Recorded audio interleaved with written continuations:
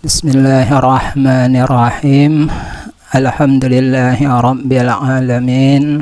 Wassalatu wassalamu ala asyrafil anbiya'i wal mursalin wa ala alihi wa ashabihi wa man tabi'ahum bi ihsanin ila yaumiddin. Rabbi shrah li sadri wa yassir li amri wahlul 'uqdatam min lisani yafqahu qawli.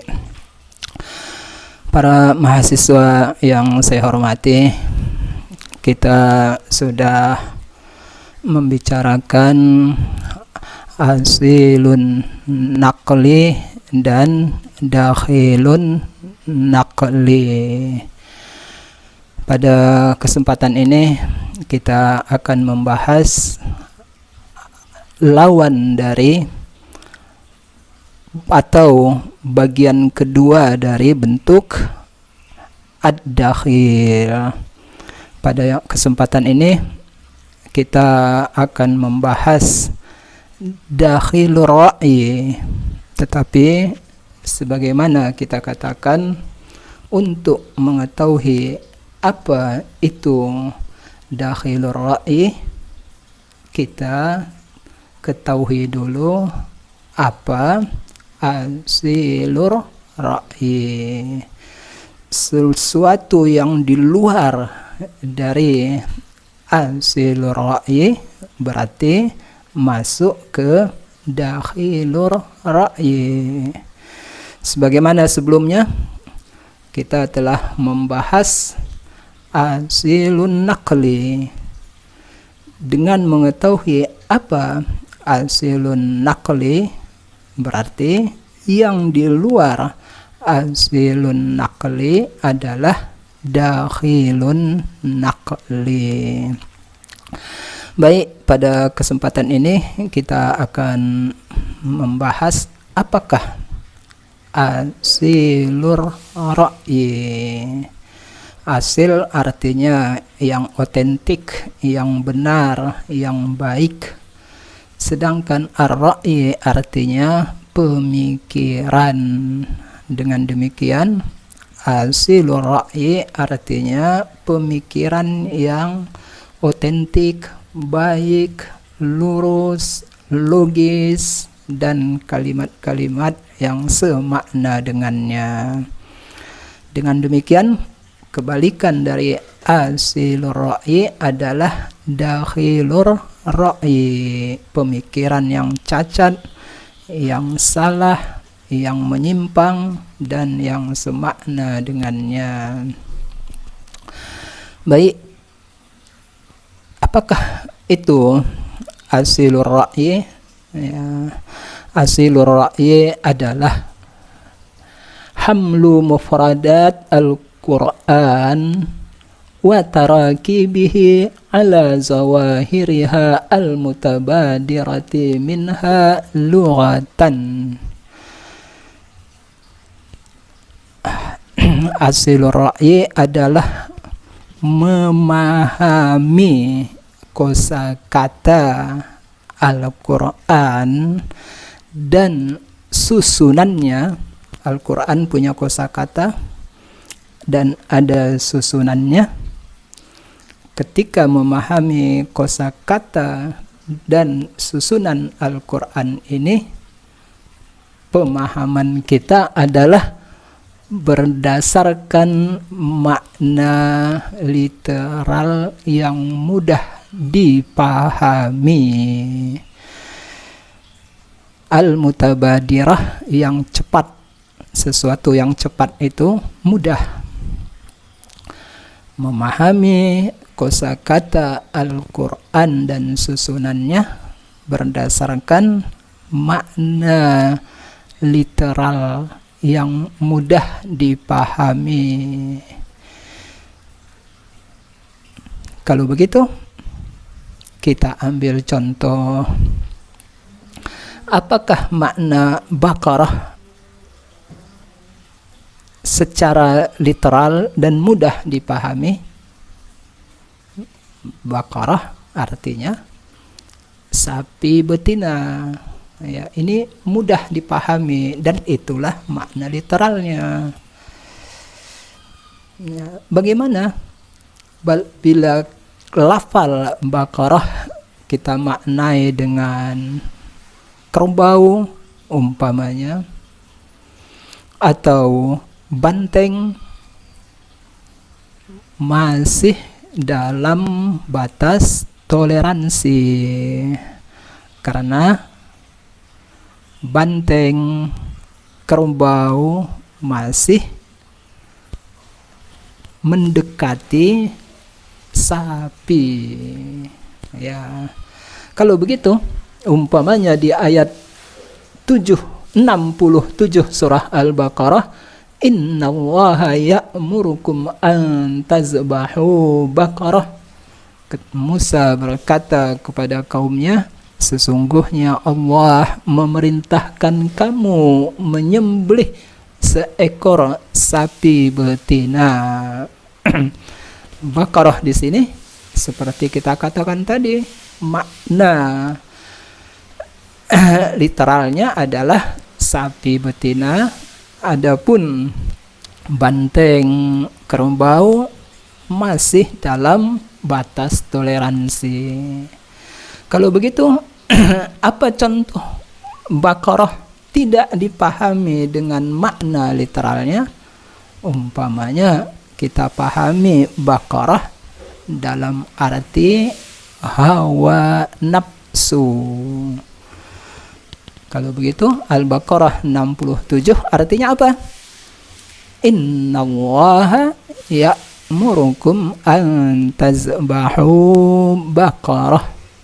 Sesungguhnya Allah memerintahkan kamu agar kamu membunuh hawa nafsu kamu.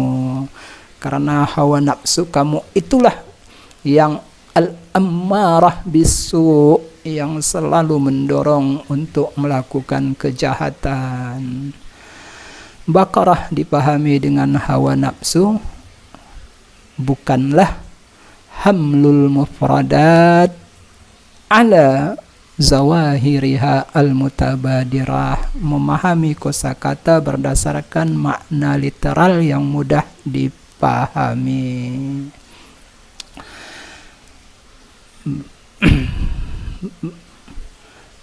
Baik, innallaha ya'murukum an tazbahu baqarah.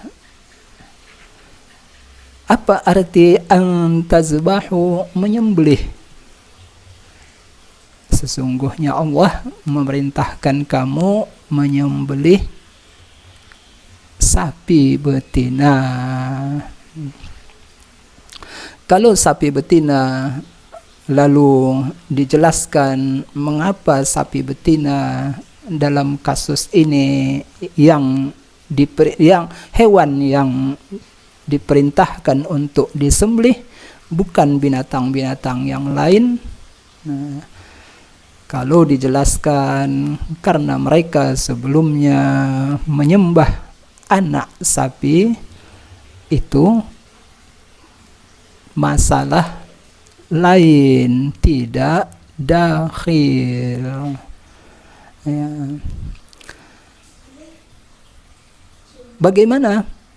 Ya, kalau antazbahu, menyembelih di ayat ini dipahami dengan makna an-nahru di surah Al-Kautsar umpamanya, inna a'tainakal kautsar fasholli li rabbika wanhar.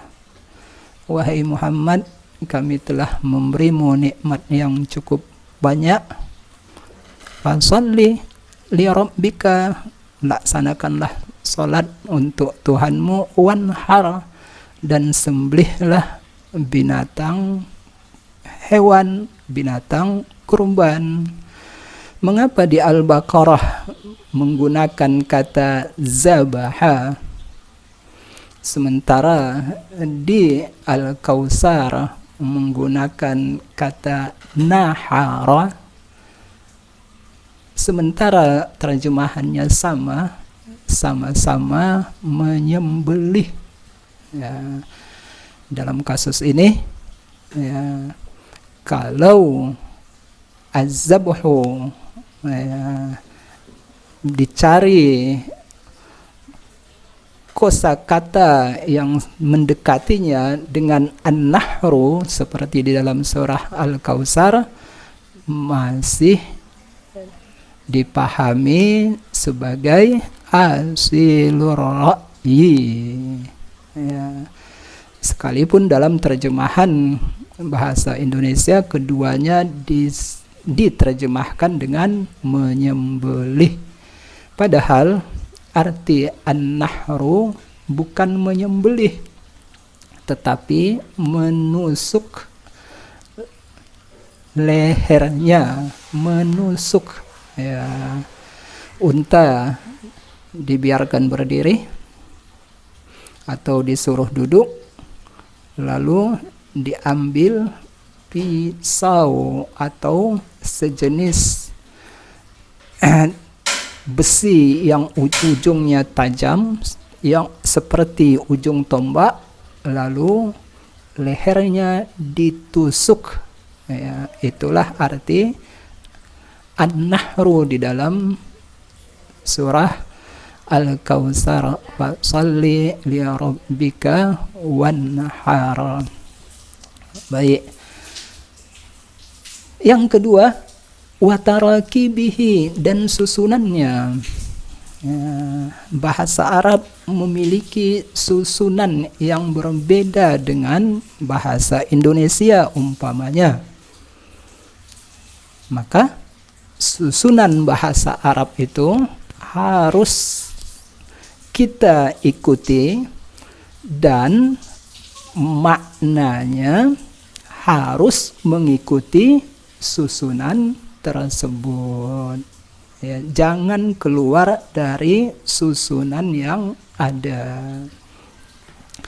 Umpamanya, ya, di dalam surah Al-Jumu'ah ada ayat watarakuka qaima.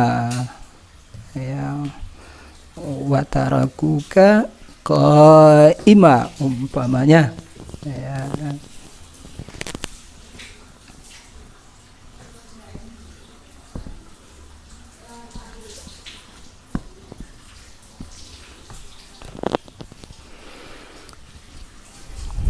Pada awalnya sholat Jumat lebih dahulu dilaksanakan dari khutbah Jumat. Ketika Nabi khutbah, datang kafilah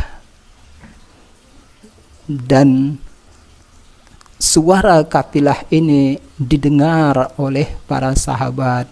Lalu sebagian sahabat keluar masjid meninggalkan Nabi sedang khutbah Jumat, datang menghampiri para pedagang yang baru tiba dari perjalanan mereka. Maka arti ayat, wahai Muhammad, watarakuka qaima, mereka meninggalkan engkau berkhutbah dengan berdiri. Ya. Ini asilur ra'yi. Apa yang dakhilur ra'yi? Dakhilur ra'yi, kalimat watarakuka kita pisah. Padahal tadi di asilur ra'yinya ini dianggap satu kata. Lalu sekarang kita anggap dua kata. Apakah asilur, apakah dakhilur ra'yinya? Tara, engkau lihat. Seandainya benar kata tara di sini artinya engkau lihat, pasti ada alif dalam bentuk iya. Kuka nama sebuah hotel. Lalu nama sebuah hotel di Amerika. Lalu ada yang menyatakan ternyata nama hotel Kuka yang ada di Amerika 14 abad yang lalu sudah disebut di dalam Al-Quran. Apa itu? Watara Kuka qaima. Engkau melihat hotel Kuka berdiri tegak menjulang. Ya, ini dakhilur ra'yi. Mengapa? Karena susunan Al-Quran tidak dipahami sesuai dengan kaedah tata bahasa Arab. Demikian juga lah dengan contoh-contoh yang lain, ya. Memahami kosakata berdasarkan susunannya, artinya berdasarkan konteksnya. Umpamanya, ya, kita lihat di surah Al-Baqarah ayat 147. Al-haqqu min rabbika fala takunanna minal mumtarin. Ya. Yang hak itu bersumber dari Tuhanmu, karena itu jangan sekali-kali kamu meragukannya. Al-haq jangan dipahami dalam pengertian yang umum, harus dilihat tarakibnya. Salah satu arti tarakib di sini adalah harus dilihat konteksnya. Kematian hakun, siksa dan azab kubur hakun, hari kiamat hakun, surga dan neraka hakun. Tetapi di Al-Baqarah 147 arti al-haqqu adalah pemindahan arah kiblat dari Baitul Maqdis ke Masjidil Haram. Itulah arti al-haqqu di ayat ini berdasarkan konteksnya. Baik. Lalu kalau mufradat dan susunan Al-Quran wajib dipahami berdasarkan makna literalnya, maka apa penjelasan yang lebih lanjut? Malam tusrif qara'inu antil kazawahir. Selama kapankah mufradat dan tarakib Al-Quran, kosakata dan susunan ayat Al-Quran kita pahami sesuai dengan makna literalnya, makna hakikinya yang mudah dipahami, selama tidak ada qara'in. Qara'in itu jamak dari qarinah.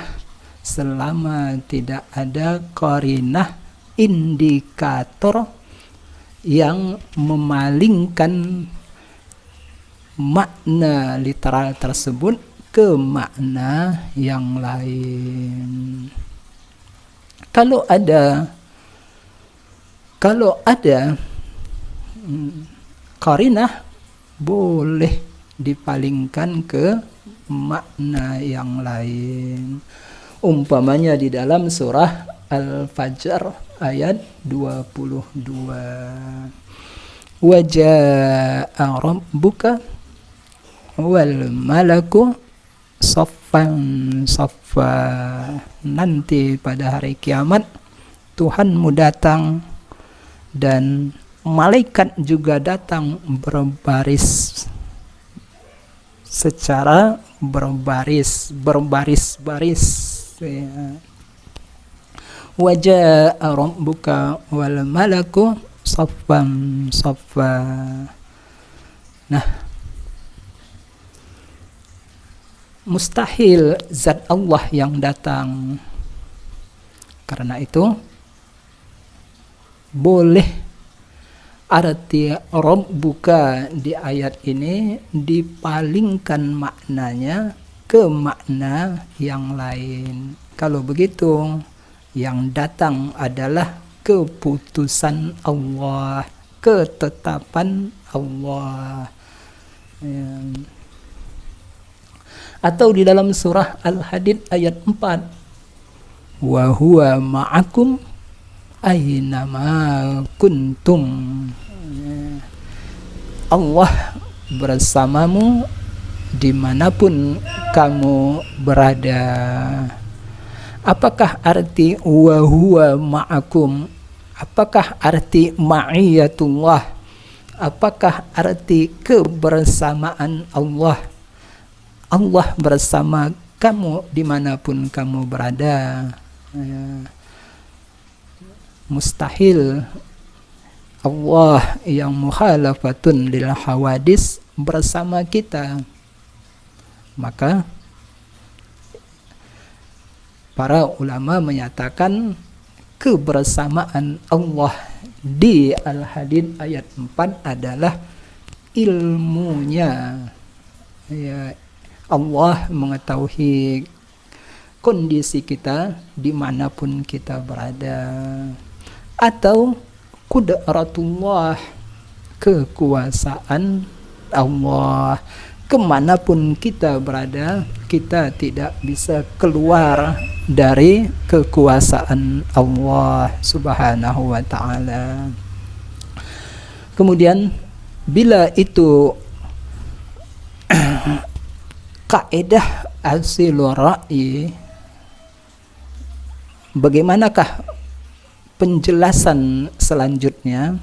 Ya, penjelasan selanjutnya ini bisa kita anggap penjelasan lanjutan atau bagian tersendiri dari kaidah asilur ra'yi. Fala hazba ma yusahu az-zikru. Tidak boleh menganggap ada lafal yang dibuang.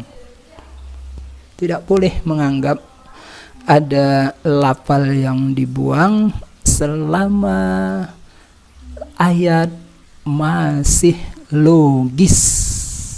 Ya, selama ayat masih logis, selama ayat tidak membutuhkan pengandaian ada yang dibuang, tidak boleh. Ya. Mengapa? Karena kalimat yang tidak membutuhkan pengandaian ada yang dibuang itu lebih kuat dari kalimat yang membutuhkannya. Ya. Kita sudah membahas tafsir surah An-Nur ayat 3. Az-zani la yankihu illa zaniyatan aw musyrikatan. Ayat ini tanpa ada lafal yang dianggap dibuang akan menimbulkan masalah besar. Artinya tidak logis. Akan ada zina yang halal atau akan ada nikah yang haram. Padahal jelas zina itu haram. Mengapa ada zina yang halal? Padahal jelas nikah itu halal. Mengapa ada nikah yang haram? Karena itulah kita katakan di ayat ini ada lafal yang dianggap dibuang. Ya. Az-zani la yankihu illa zaniyatan. Demikian bunyi ayat. Kita anggap ada lafal yang dibuang. Kalau lafal yang dibuang ini kita munculkan, maka azani la yaliqu ayyankiha zaniatan. Dengan memunculkan kembali lafal yang dianggap dibuang inilah kita keluar dari dua masalah yang berat, menghalalkan zina dan mengharamkan nikah. Baik, dengan demikian rumusnya adalah fala hazfa ma yusa'u az-zikru. Tidak boleh ada mengandaikan lafal yang dibuang selama ayat tersebut masih logis, masih enak dipahami, ya, masih mudah dipahami, masih tidak menimbulkan kontradiktif dengan akal dan lain-lain. Ya. Mengapa demikian? Karena kalimat yang membutuhkan ada lafal yang dibuang lebih lemah daripada kalimat yang tidak membutuhkannya. Baik.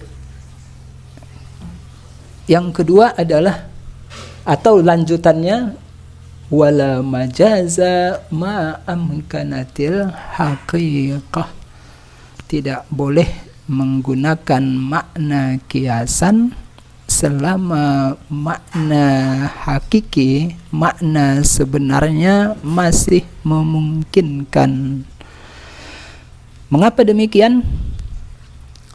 Karena kalau kiasan dibenarkan sedangkan makna hakikinya masih memungkinkan, itu artinya kita membuang dalil tanpa ada dasarnya. Dalil dibuang tanpa ada dasarnya, tidak boleh. Tetapi kalau memang makna hakikinya tidak memungkinkan, kita boleh menggunakan makna kiasan. Mengapa kita mudah berkomunikasi? Orang lain mudah memahami bahasa kita dan kita juga demikian mudah memahami bahasa orang lain karena ada kesepakatan tidak tertulis antara kita. Kesepakatan apakah itu? Kesepakatan tidak boleh menggunakan makna majazi selama makna hakiki masih memungkinkan. Ya, seandainya saya ingin bertemu dengan rektor, lalu saya menyuruh salah seorang dari Anda ke ruang rektorat untuk melihat apakah Pak Rektor sudah datang atau belum. Lalu Anda pergi ke sana. Anda datang lagi menghadap saya. Lalu Anda katakan, Pak Rektor sudah datang. Karena saya ingin bertemu dengan beliau, saya berangkat ke gedung rektorat. Lalu saya cari informasi terhadap keberadaan beliau. Ternyata beliau belum datang. Lalu saya konfirmasi lagi kepada Anda. Anda katakan Pak Rektor sudah datang. Saya baru dari sana. Tidak ada. Mengapa Anda berdusta kepada saya? Bila dasar ini tidak kita pegang, maka dengan mudah Anda berkelit. Dengan mudah tidak ada orang di dunia ini yang dituduh berdusta.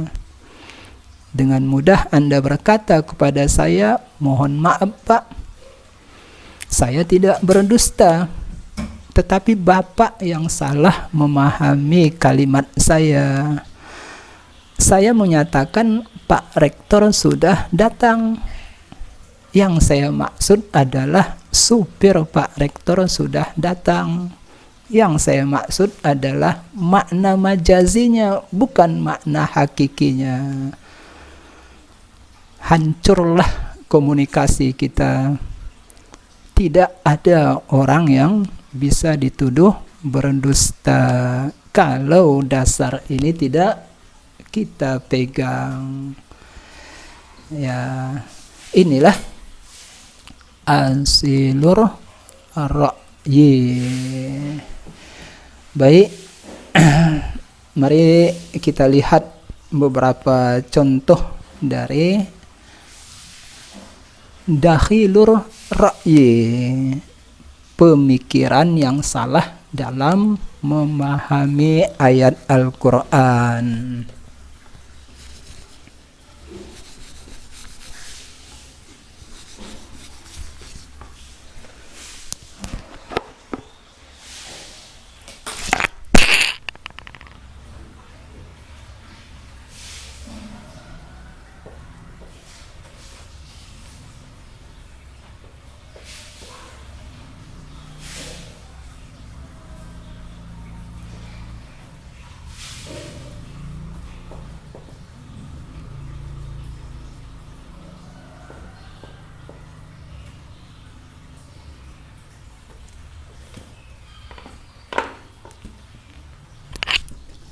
Baik, kita lihat di sini ada dua kalimat. Yang pertama, ijtahid tanjah. Yang kedua, ijtahid tanjahu. Kalimat yang pertama, ijtahid tanjah, hanya dengan sukun. Kalimat kedua, tanjahu, hanya berbaris dhammah. Ijtahid fi'il amar, bersungguh-sungguhlah. Tanjahu fi'il mudhari. Nomor dua sama, ijtahid fi'il amar, bersungguh-sungguhlah. Tanjahu fi'il mudhari. Pertanyaannya adalah, mengapakah tanjahu fi'il mudhari di kalimat pertama berbaris sukun, sedangkan tanjahu fi'il mudhari di kalimat kedua berbaris dhammah? Sebabnya adalah ijtahid tanjah terdiri dari dua klausa. Klausa itu anak kalimat. Ada dua anak kalimat di kalimat ini. Anak kalimat pertama adalah sungguh-sungguhlah. Anak kalimat kedua, Anda akan sukses, Anda akan berhasil. Lalu, mengapa ha di sini berbaris sukun, tanjah bukan tanjahu?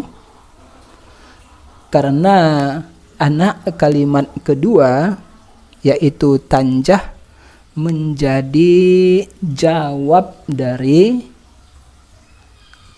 anak kalimat pertama. Ya. Ijtahid fi'il amar, dia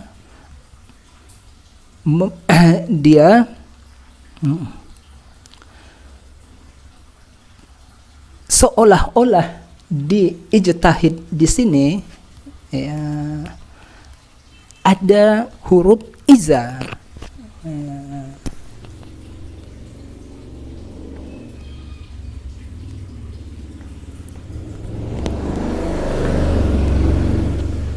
Seolah-olah di fi'il amar ini ada iza yang tersembunyi, dan ijtihad tersebut berbentuk fi'il amar, tapi seolah-olah dia berbentuk fi'il mudhari'. Kalau demikian, seolah-olah kalimat pertama berbunyi iza tajtahid tanjah. Ya, kalau Anda sungguh-sungguh, Anda akan berhasil. Iza tajtahid tanjah. Bagaimanakah? Karena yang kedua adalah jawab dari iza, padahal iza itu sendiri tidak ada di kalimat ini, dianggap ada, tersembunyi, maka tanjah menjadi jawabnya dan dia berbaris sukun. Sedangkan di kalimat kedua ijtihad tanjahu. Di kalimat kedua, kalau di kalimat pertama kita anggap klausa pertama dan kedua berhubungan, berkaitan, maka dia berbaris sukun. Kalau di kalimat kedua, klausa pertama dan kedua kita anggap tidak berhubungan, ya, maka dia tanjahu, bersungguh-sungguhlah Anda akan sukses. Ini kalimat mandiri, ini kalimat mandiri juga, tidak ada kaitannya. Baik, bila Anda sudah memahami perbedaan dua kalimat ini, mari kita lihat ya, surah Al-Baqarah ayat 282.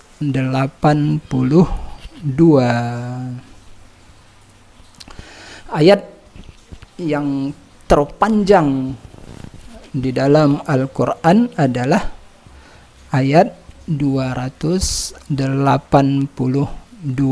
surah Al-Baqarah.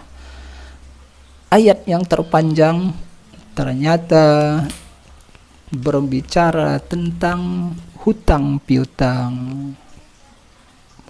piutang, masalah ekonomi.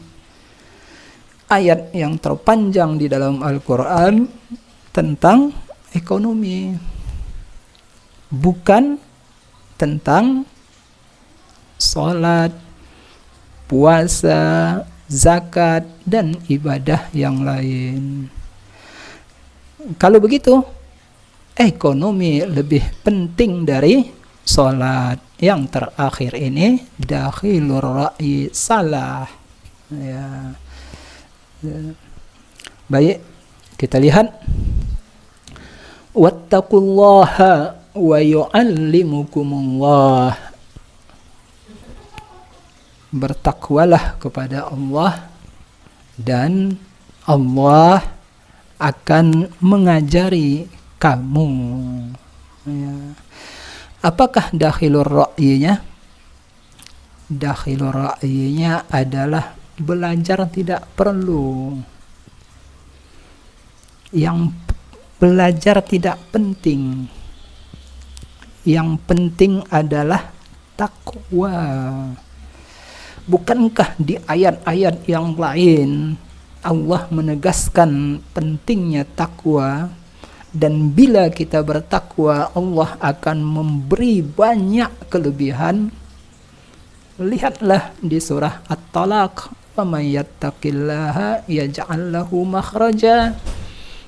yang bertakwa akan Allah beri jalan keluar dari kesulitan hidupnya. Wa may yattaqillaha yarzuqhu min haitsu la yahtasib. Orang yang bertakwa, bila dia bertakwa, Allah akan memberinya rezeki dari arah yang tidak diduga-duga. Dan keutamaan-keutamaan takwa yang lain.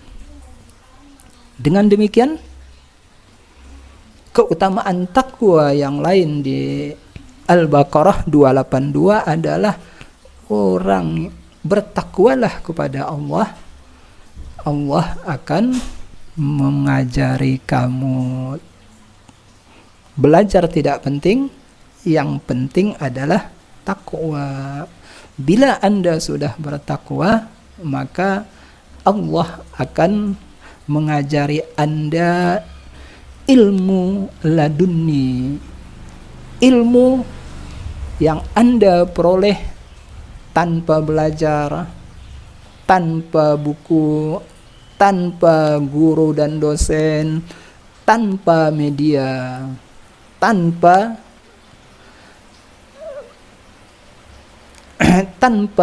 perantara. Itulah yang ditegaskan oleh Allah dalam surah Al-Baqarah 282. Tafsir seperti ini dakhilur ra'yi. Mengapa dakhilur ra'yi? Lihat tadi kaidah umum dari asilur ra'yi adalah memahami kosakata Al-Quran dan susunannya berdasarkan makna yang literal. Susunan ayat tidak menyatakan demikian, tidak menyatakan bahwa belajar itu tidak perlu, yang penting hanya takwa. Mengapa? Ada dua yang menyatakan kesalahan itu. Yang pertama, kita lihat ijtahid tanjahu, dia berbaris sukun karena yang pertama dan kedua dianggap tidak ada kaitannya. Ini kalimat baru. Tanjahu ini kalimat baru yang tidak ada kaitannya dengan ijtahid. Kalau ada kaitannya dia tanjah, seperti kalimat pertama dengan menganggap ada iza yang tersembunyi. Yang pertama, mim yang ada di wa yu'allimukumullah adalah berbaris dhammah. Berarti dia kalimat baru. Tidak ada kaitan antara takwa dengan mendapatkan ilmu. Ini yang pertama. Yang kedua, antara wattaqullah dan yu'allimukumullah ada waw. Waw itu menunjukkan bahwa klausa yang kedua adalah kalimat baru yang tidak ada kaitannya dengan kalimat pertama.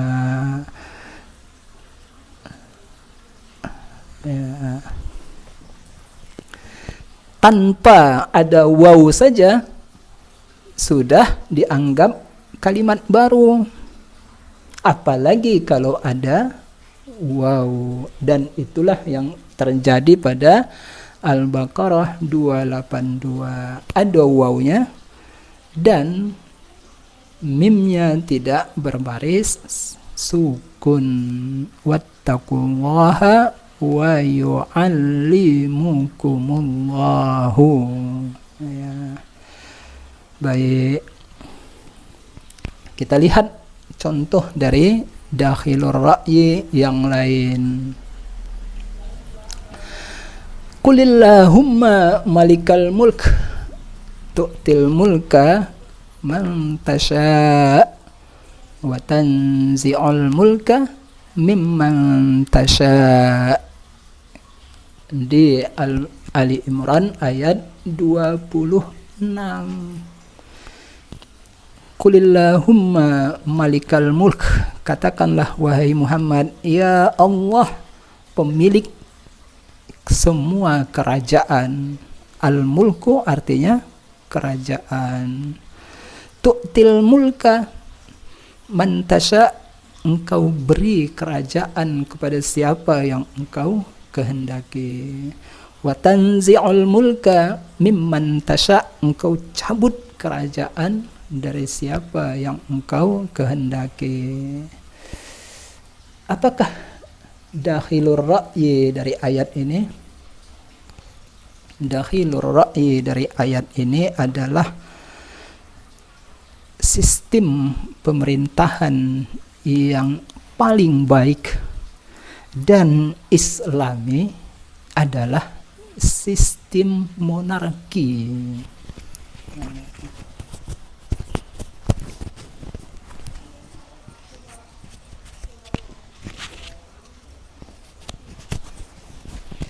Sistem pemerintahan yang paling baik dan Islami adalah sistem monarki, karena al-mulku artinya kerajaan, kerajaan itu monarki. Silahkan mau sistem pemerintahan monarki saat ini beragam. Ada yang seperti Saudi, monarki absolut. Ada yang seperti Malaysia, ya, monarki yang terbatas, ya, yang berkuasa mengatur negara bukan raja tetapi perdana menteri. Ada monarki lain yang raja hanya sekedar simbol dan lain-lain. Ya. Banyak sistem pemerintahan di dunia saat ini, ya, yang paling baik adalah monarki, bukan presidensial murni seperti Indonesia. Kalau begitu, Saudi lebih Islami dari Indonesia, Malaysia lebih Islami dari Indonesia, Thailand lebih Islami dari Indonesia, karena Thailand menganut sistem kerajaan, ya. Sekalipun yang memegang kekuasaan eksekutif adalah perdana menteri. Pendapat seperti ini adalah dakhilur ra'yi, memahami al-mulku di ayat ini dalam pengertian kerajaan. Arti al-mulk di ayat ini bukan kerajaan tetapi kekuasaan. Qulillahumma malikal mulk, katakanlah wahai Muhammad, Allah, ya Allah pemilik segala kekuasaan, ya. Tu'til mulka man tasha', engkau beri kekuasaan kepada orang yang engkau kehendaki. Kita lihat di dalam banyak, di dalam beberapa kali pilpres dan pilkada di daerah kita di Indonesia, terkadang yang berambisi tidak menjadi tidak berhasil di dalam pemilu, baik itu pilkada atau pilpres, ya, yang sangat berambisi malah gagal. Mengapa? Karena kekuasaan di tangan Allah, dia memberi kepada yang dikehendakinya. Wa tanzi'ul mulka mimman tasha'. Terkadang ada yang sangat berusaha mempertahankan kekuasaannya dengan berbagai macam cara. Allah cabut kekuasaan darinya. Mengapa ini dahil? Karena Islam tidak mengajarkan sistem monarki. Rasulullah wafat tanpa menunjuk siapa penggantinya. Beliau wafat sampai jenazah Rasulullah 3 hari 3 malam belum dikuburkan karena ingin memastikan siapa pengganti beliau. Ya, karena tidak ada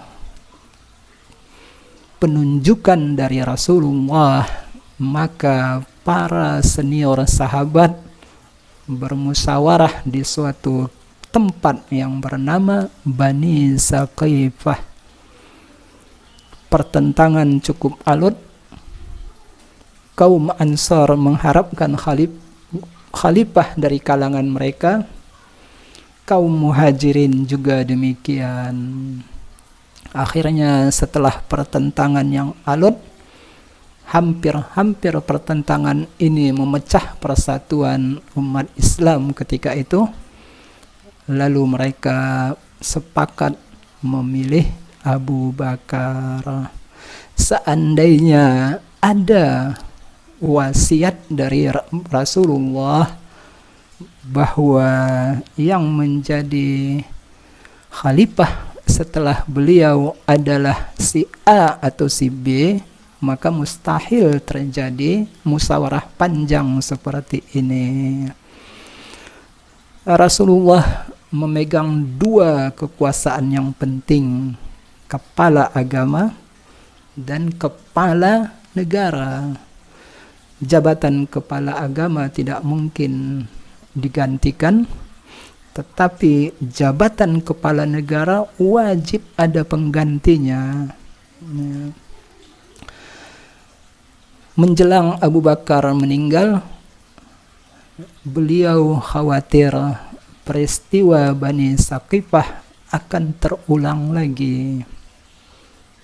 Karena itu, beliau bermusyawarah dengan sahabat-sahabat senior yang lain.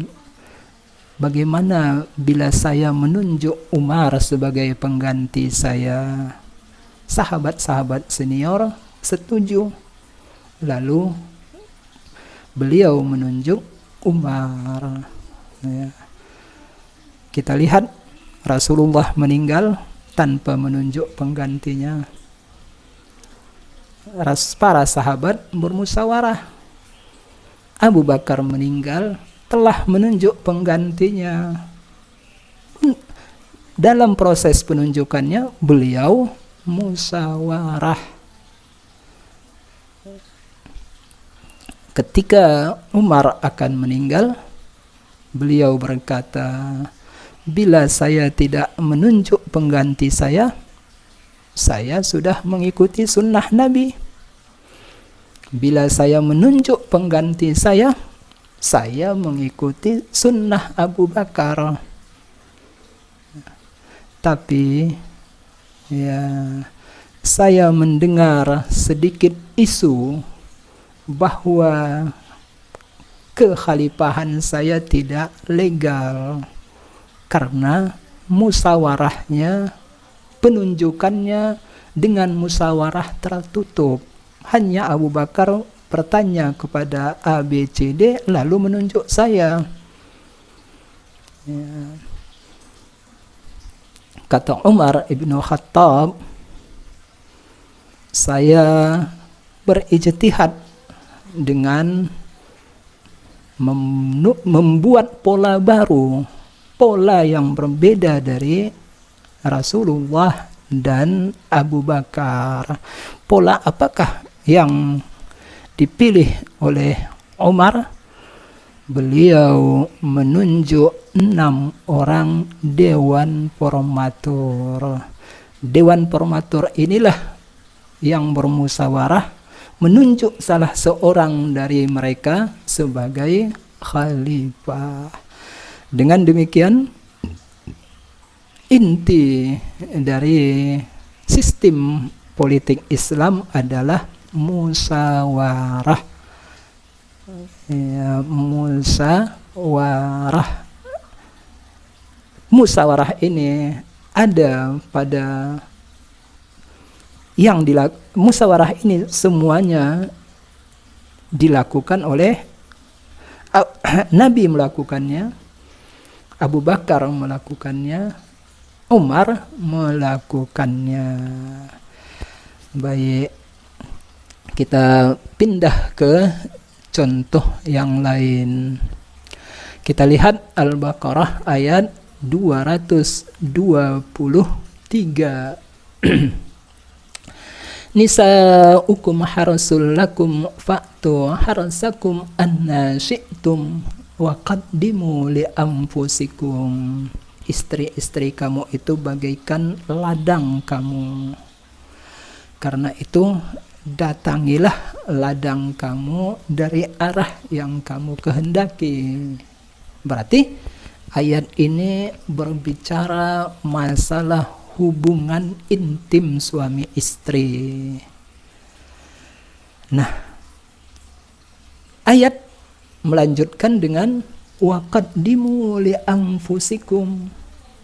Ya, apakah arti qaddama yuqaddimu? Qaddama yuqaddimu artinya qaddama yuqaddimu taqdiman. Arti yang lain, lakukanlah muqaddimah. Kalau begitu, arti ayat ini, hubungan intim suami istri wajib dilakukan dengan adanya muqaddimah. Muqaddimah apa itu? Muqaddimah yang berbentuk ciuman, pelukan, dan lain-lain. Tafsiran seperti ini dakhilur ra'yi. Mengapa? Ayat Al-Quran benar berbicara masalah hubungan intim suami istri. Sementara muqaddimah hubungan intim itu adalah sesuatu yang wajar. Mustahil terjadi hubungan tanpa ada muqaddimah. Karena secara otomatis sudah terjadi, maka mustahil yang sudah selayaknya terjadi itu diperintahkan untuk dilakukan. Kalau begitu, arti waqaddimu li anfusikum bukan bermakna lakukanlah pemanasan, pendahuluan sebelum melakukan hubungan intim tersebut. Tetapi maknanya adalah lakukanlah amal soleh untuk diri kamu. Ayat berbicara masalah hubungan intim, tetapi dalam kondisi hubungan intim sekalipun jangan kamu lupa berbuat amal soleh. Ya, hebatnya Al-Quran. Ya, amal soleh tidak boleh dilupakan dalam kondisi apapun, sekalipun dalam kondisi yang sifatnya hiburan. Apa amal soleh yang wajib kamu lakukan dalam kondisi seperti itu? Para ulama menyatakan berdoa untuk mendapatkan keturunan yang soleh. Itulah arti waqaddimu li anfusikum. Baik, kita lihat contoh yang lain ya, di surah At-Tahrim ayat 10 ya.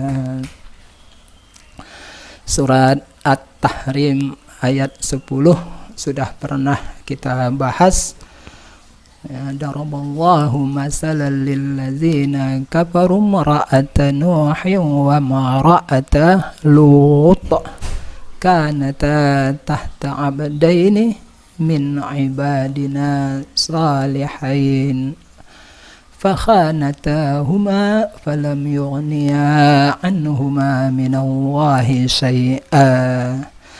Allah memberi contoh kepada orang kafir. Siapakah yang diangkat sebagai contoh yang mengagumkan untuk orang kafir? Ya, istri Nabi Nuh dan Nabi Lut. Ya, mereka istri Nabi ya, tetapi mereka melakukan khianat, pengkhianatan. Fakhanatahuma, kedua wanita tersebut berkhianat kepada suami mereka. Apakah arti khianat di ayat ini? Apakah arti khianat adalah selingkuh, berzina? Kalau diartikan khianat di sini adalah khianat pernikahan, maka dakhilur ra'yi. Kalau begitu, apa asilur ra'yinya? Asilur ra'yinya adalah kafir, tidak mengikuti ajaran suami mereka. Mereka mengingkari risalah yang dibawa oleh suami mereka. Seandainya arti khianat di ayat ini adalah selingkuh, zina, maka dengan mudah ya, kaumnya akan berkata ya, wahai Nuh, Anda mengajak kami untuk bermoral, memegang nilai-nilai moral, tapi istri Anda saja tidak bermoral, istri Anda selingkuh, berzina.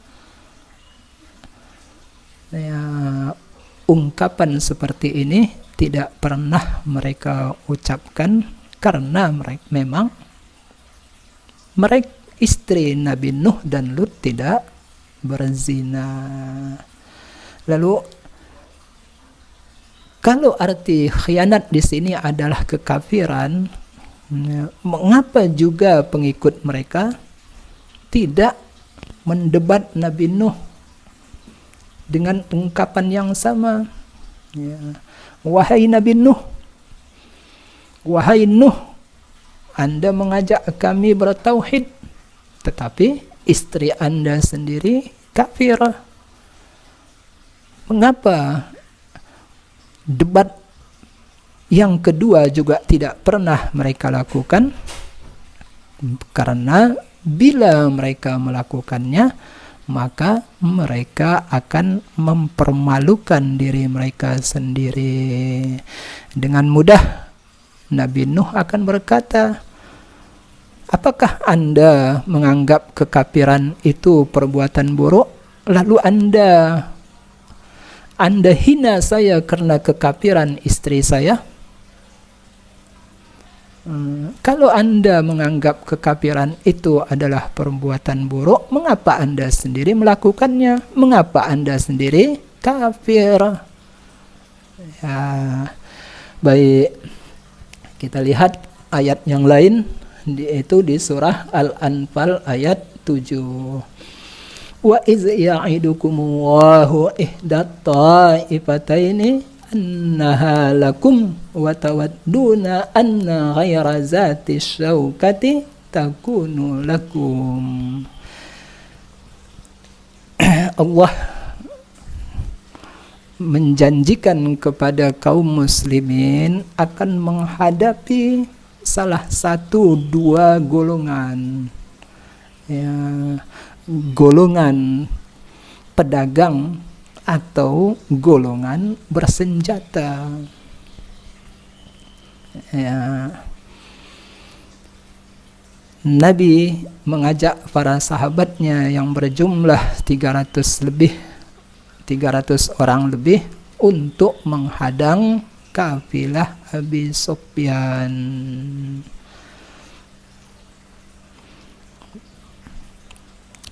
Kafilah Abi Sufyan dihadang, harta dagang mereka dirampas. Mengapa? Karena harta kaum muslimin yang mereka tinggalkan di Makkah mereka rampas. Kondisinya dalam kondisi perang. Itulah harapan para sahabat dapat merampas kafilah dagang Quraisy. Ternyata kafilah dagangnya lolos dan berita ini sampai ke Mekah.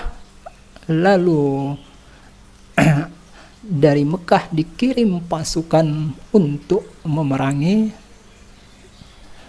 Nabi dan sahabat-sahabatnya. Dalam kondisi seperti ini, watawadduna anna ghaira zati syaukati takunu lakum. Kamu wahai kaum muslimin berharap yang akan kamu hadapi itu adalah kafilah dagang, bukan pasukan tempur. Yang kamu berharap dapat menghadang kafilah dagang.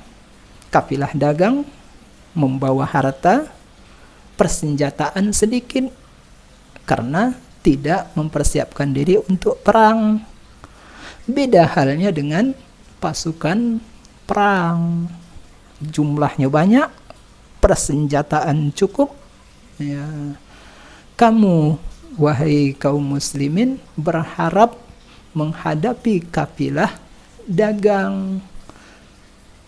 Sementara saat ini yang kamu hadapi adalah pasukan tempur.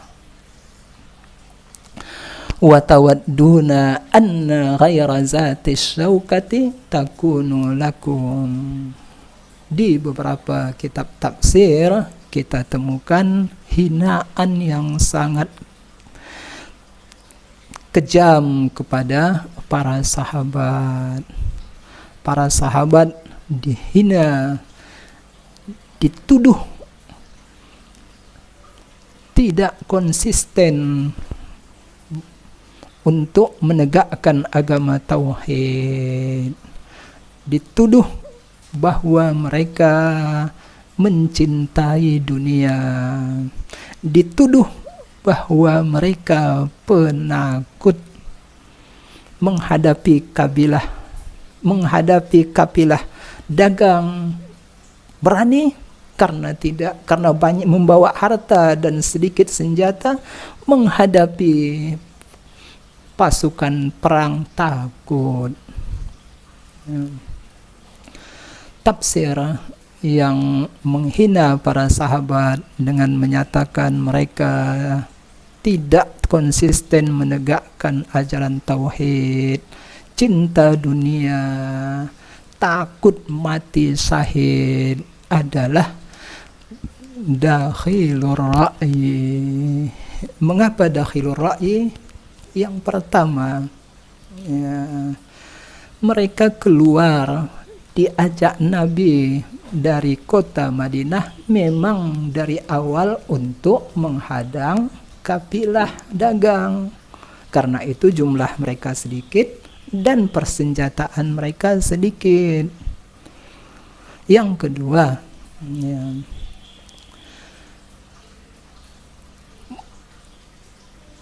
takut menghadapi pasukan yang jumlahnya lebih besar dan persenjataannya lebih lengkap dan banyak adalah hal yang wajar. adalah hal yang manusiawi.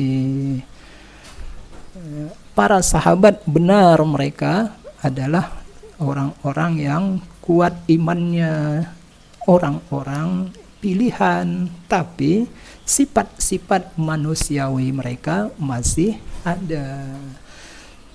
Takut menghadapi musuh yang besar karena memang tidak mempersiapkan diri untuk itu adalah sesuatu yang wajar. Baik, kita lanjutkan ke ayat berikutnya, masih di surah Al-Anfal. Kalau tadi ayat 7, sekarang ayat 60. Wa a'iddu lahum mastata'tum min quwwatin wa min ribatil khair. Wahai kaum muslimin, persiapkanlah segala bentuk kekuatan yang dapat kamu lakukan. Antara lain, persiapan itu adalah kuda perang. Kekuatan perang, kuda perang yang terlatih dipersiapkan dalam rangka menghadapi musuh. Wa'iddu lahum mastata'tum min quwwatin wa min ribatil khair. Tujuan mempersiapkan kekuatan ini apa? Tujuannya adalah melakukan al-irhab. Al-irhab artinya teror. Teroris dalam bahasa Arab disebut irhabi. Tindakan-tindakan teroris, al-a'mal al-irhabiyah. Kalau begitu, irhab teror, irhabi teroris. Ayat dengan jelas menggunakan kata teror. Turhibuna bihi aduwallah wa aduwakum. Agar kamu meneror musuh Allah dan musuh-musuh kamu. Lakukanlah tindakan-tindakan teroris terhadap musuh-musuh Allah dan musuh-musuh kamu. Atau dengan bahasa lain, buatlah tindakan-tindakan yang menakutkan atau yang menggetarkan musuh. Apakah dakhilur ra'yi untuk ayat ini? Ya, dakhilur ra'yi untuk ayat ini adalah bahwa teror itu dibenarkan di dalam agama Islam. Kelompok-kelompok teroris menggunakan ayat ini bahwa apa yang mereka lakukan adalah legal di dalam Islam, yaitu surah Al-Anfal ayat 60. Ya. Melegalkan tindakan teror dengan menggunakan ayat ini dakhilur ra'yi. Mengapa? Ya, karena yang pertama, ya, Islam adalah agama damai. Yang kedua, Islam tidak menganjurkan tindakan-tindakan teror. Dan yang ketiga adalah perintah ayat hanyalah untuk melakukan persiapan. Persiapan itu dilakukan untuk menggetarkan musuh. Ya, dengan demikian perintahnya adalah mempersiapkan, bukan menggunakannya. Kekuatan